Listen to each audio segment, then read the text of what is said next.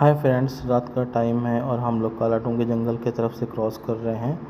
हमें रामनगर पहुंचना है और सुबह हम रामनगर पहुंच गए, जहां से हमारी सफारी है फाटो जोन के लिए। बस स्टैंड के पास जो पार्किंग जोन है वहां से हमने जिप्सी सफारी पिकअप की। वहां कैंटर भी खड़े थे। बस स्टेशन से जो राइट साइड में रास्ता जा रहा है वो झिरना, ढेला और फाटो की तरफ चला जाता है, और जस्ट अपोजिट साइड में जो रास्ता जा रहा है वो आपका टिकाला और बिजरानी जोन की तरफ चला जाता है। जोन का एंट्री गेट जो है वो बस स्टैंड से 28 किलोमीटर्स की दूरी पे है।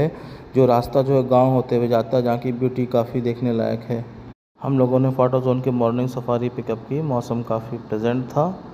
जस्ट एक दिन पहले बहुत ज़्यादा बारिश हुई थी। ठंडी ठंडी हवाएं चल रही थीं और सनराइज़ का स्पेक्टेकुलर व्यू दिखाई दे रहा था।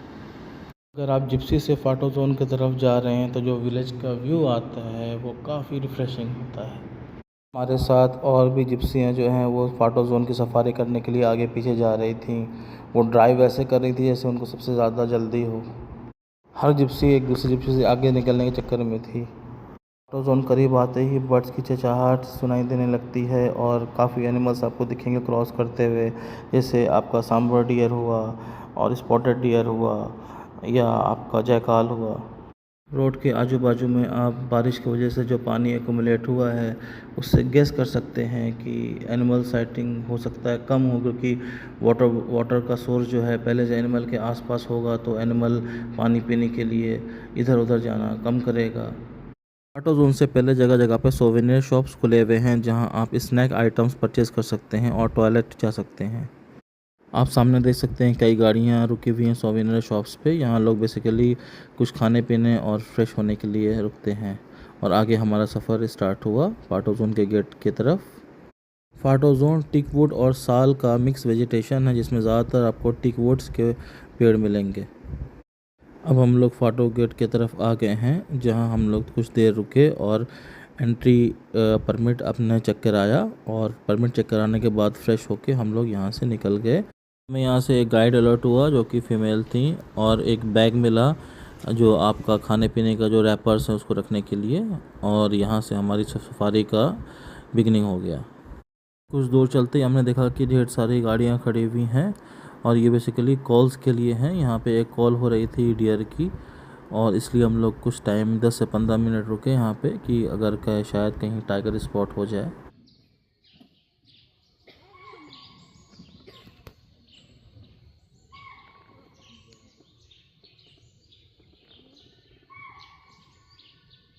इस रेनी सीज़न के टाइम में एनिमल्स कम और बर्ड ज़्यादा देखने को मिली हमें।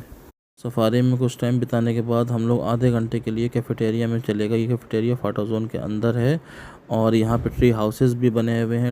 आधा घंटा बिताने के बाद वापस सवारी के लिए चले गए। यहाँ पे एक आदमी को देखे हम साइकिल से पेट्रोलिंग करते हुए, और आगे हम चले गए। देखिए यहाँ पे गाड़ियाँ खड़ी हुई हैं। फाटो जोन का जंगल टिकाला जैसा खूबसूरत तो नहीं है, लेकिन यहाँ पे टाइगर साइटिंग हो जाती है, स्पेशली जब कहीं बारिश ना हुई हो और ड्राई सीज़न हो, जब जानवर जो है पानी तलाश करने के लिए बाहर आते हैं तो काफ़ी जानवर आपको देखने को मिलेंगे। अभी क्योंकि एक दिन पहले बारिश हुई है तो हम एक्सपेक्ट नहीं कर सकते कि साइटिंग हो ही, लेकिन यहाँ पे काफ़ी बर्ड्स दिख रही हैं और काफ़ी छोटे छोटे जानवर, जैसे मान लीजिए आपका मंकी है, हिरन है, और भी कई जानवर देखने को मिले यहाँ पे। टाइगर नहीं मिलने की वजह से हमारे जो ड्राइवर थे मोहम्मद नाजिम जो हैं वो डिप्रेशन में चले गए, और वो काफ़ी अपसेट दिखाई दे रहे थे, तो गाड़ी की पीछे वाली सीट से उठ के आगे बैठ गए। लेकिन मेरा मानना है कि आप जाएं और जंगल एंजॉय करें। आप जो फॉरेस्ट है उसमें और भी जानवर हैं उनको देखें, फ़ोटोग्राफी करें और नेचर को फील करें, और जो उसकी खूबसूरती है उसको आप देखें और जस्ट फील करें। और आधे लोग तो ऐसे ही टेंशन में आ जाते हैं, टाइगर नहीं दिखता है, वो समझते हैं कि पैसा बर्बाद हो गया, लेकिन ऐसा बिल्कुल नहीं है। जो इकोसिस्टम है उसको आप देखें और उसको आप फील करें तो काफ़ी आप रिलैक्स महसूस करेंगे। आपको टाइगर ही देखना है तो अब ज़ू जाओ। ऐसा थोड़ी ना होता है कि आपको टाइगर ना दिखे तो आप डिप्रेशन में आ जाओ और घर पे बैठ जाओ कि हम इतना गए मेहनत से गए और टाइगर नहीं दिखा। आप ज़ू जाइए, वहाँ टाइगर देखिए।